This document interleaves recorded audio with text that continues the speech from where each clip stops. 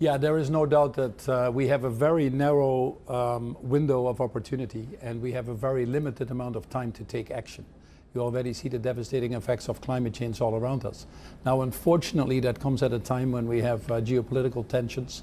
The US election obviously is pushing us in the wrong direction. We have a president that believes climate change is a hoax, that abolished about 300 pieces of legislation during his first term, wants to get out of the Paris Agreement and undo some of the incredible incentives that are out in the US, which is called the Inflation Reduction Act. So the trend is not our friend, if you want to. But having said that, I think the train has left the station. The economics of moving to a greener, more sustainable economy are overwhelming now, quite different than when Trump was elected first.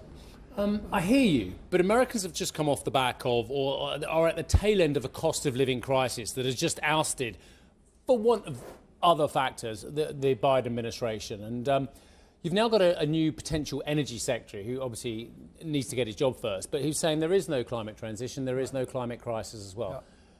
It's very difficult for the states that have gone towards the Republicans to buck what they're hearing from the federal government going forward and actually push ahead with green initiatives when we're getting such an unequivocal message from the leadership. Well, we need to look at words and actions, and they might not always line up, and it's more important what we do than what we say. This was an election, and many people say things during the election.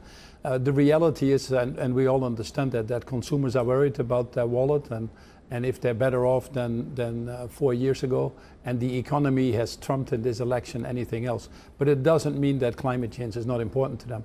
In fact, a lot of it is happening at the state level. 12 states, including some Republican states, actually passed climate legislation at the same time as they were voting for Trump. 91% of the CEOs will say that they want climate action. The CEO of Exxon at the COP 2 days ago was saying that you should stay in the Paris Agreement. So there is an overwhelming belief. But you've lost some key allies. Sorry to say that. But you've lost, like Larry Fink, you know, all these kind of people. Once upon a time, their great tomes were all about how it's got to be green and we've got to vote for ESG. And you don't hear a word from them now. Yeah, it's about $37 trillion of money under management in the financial market that has just called out again the need to stay within the Paris Agreement. See, for business to unlock their investments, what they need is certainty. And change in legislation, as you've also seen in the UK, is not a good thing. So people understand that Trump and Trump's election is not a wind in the sail for climate change. But what we now see in the climate community is more determination, more reaffirmation. We were there before in this first election when he also was going out. In fact, I personally went to the White House to convince him to stay in. That didn't work out, but the world continued to motor ahead, not at the speed needed. But right now, we have wind and solar that is cheaper in 95% of the countries than fossil fuel.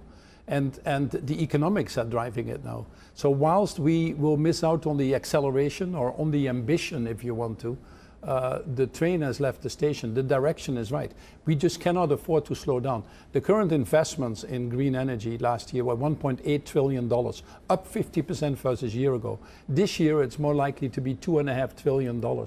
Unfortunately, we need $6 trillion. And this is what the COP is all about, this committee of parties right now in Baku.